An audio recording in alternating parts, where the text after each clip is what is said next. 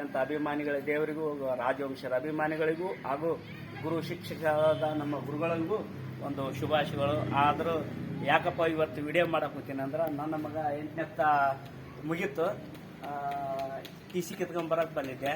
ಅದು ನಮ್ಮ ಹುಡುಗ ಅಚಾನಕ ಏನು ಮಾಡ್ತಾರೆ ನಿಮ್ಮ ಅಪ್ಪಾಜಿಯರ್ ಅಂತ ಕೇಳಿದ್ರಂತೆ, ಕಲಾವಿದರಂದಾಗ ಹೌದಾ ಕಲಾವಿದರಂತ ಒಂದು ಗುರ್ತಿಸಿದ್ರು ಮೇಡಮ್ ಅವರು. ಖುಷಿ ಪಟ್ಟರು ನಾನು ವಿಡಿಯೋ ಎಲ್ಲ ನೋಡಿ.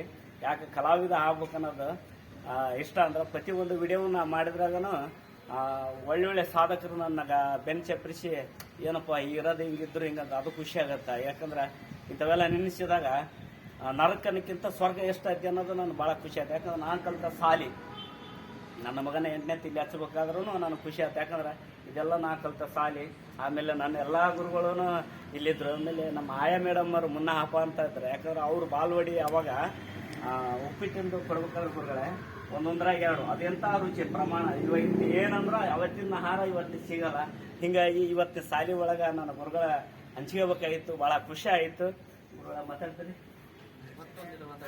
ನೋಡ್ರಿ, ಭಾಳ ಖುಷಿ ಆಯಿತು. ಇದೆಲ್ಲ ಕಲಿತ ಸಾಲಿ ನಮ್ಮ ಯಲಬುರ್ಗದಾಗ ನನಗೆ ಬಂದಂತ ಭಾಳ ಖುಷಿ ಆಯ್ತು. ಇದು ಭಾಳ ದಿನ ನನಗೆ ಆಸೆ ಇತ್ತು. ನಮ್ಮ ಅಂಗಡಿ ಮಾಸ್ಟ್ರು ಎಲ್ಲ ಕಲ್ತದ್ದು ಒಂದು ವಿಡಿಯೋ ಮಾಡ್ಬೇಕನ್ನೋ ಆಸೆ ಇತ್ತು.